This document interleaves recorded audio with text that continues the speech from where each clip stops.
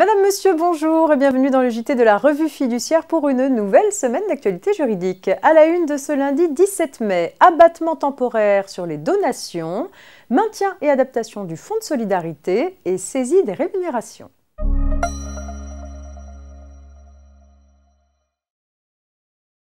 Les dons de sommes d'argent effectués jusqu'au 30 juin 2021 au profit des enfants, petits-enfants ou arrière-petits-enfants ou, à défaut d'une telle descendance, des neveux ou nièces du donateur sont sous certaines conditions exonérés de droits de donation dans la limite de 100 000 € par donateur.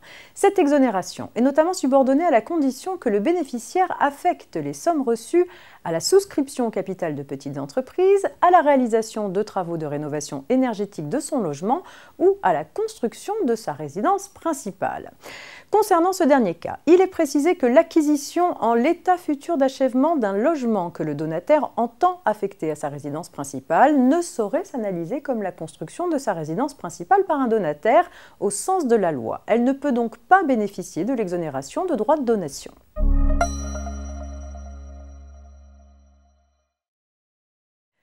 Le calendrier du déconfinement ayant été dévoilé, le ministre de l'Économie a annoncé les évolutions à prévoir concernant le Fonds de solidarité. Un décret du 5 mai 2021 confirme ces annonces quant à la reconduction du régime d'aide applicable au titre des pertes de mars 2021.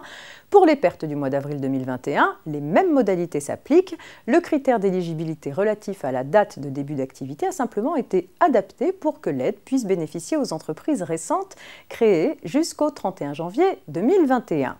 La demande doit être effectuée via le formulaire d'ores et déjà en ligne et au plus tard le 30 juin 2021. S'agissant des mois suivants, le fonds serait reconduit tel quel au titre des pertes du mois de mai, malgré la réouverture possible pour la grande majorité des commerces à partir du 19 mai. Il serait maintenu par la suite dans son intégralité pour les commerces demeurant fermés, comme les discothèques. Pour les autres, au titre des pertes de juin, l'aide serait adaptée avec le souci de la part du gouvernement que la crainte d'être privé d'aide ne dissuade pas les commerçants d'ouvrir. Le critère d'éligibilité tenant à une perte de 50% du chiffre d'affaires pourrait donc disparaître au titre du mois de juin, au moins pour certaines catégories de bénéficiaires. Concernant le montant de l'aide, il serait dégressif sur les mois de juin, juillet et août en fonction de l'évolution de la situation, jusqu'à une suppression en septembre si la situation le permet.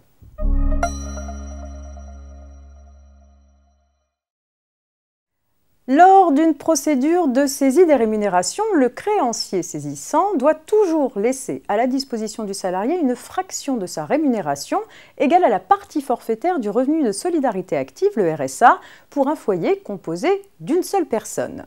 Un décret a officialisé la revalorisation annuelle du montant forfaitaire du RSA pour une personne seule. Ainsi, à compter des allocations dues au titre du mois d'avril 2021, le montant forfaitaire mensuel du RSA pour un allocataire passe de 564,78 € à 565,34 € en métropole et dans les DOM hors Mayotte. Par conséquent, le montant de la fraction de rémunération totalement insaisissable est égal à ce montant revalorisé. Enfin, rappelons que le barème de saisie des rémunérations n'a pas été revalorisé au 1er janvier 2021, conséquence indirecte de la crise sanitaire et de son impact sur l'indice des prix. Il est donc le même que celui applicable en 2020. Fin de ce JT, je vous souhaite un très bon début de semaine. À demain.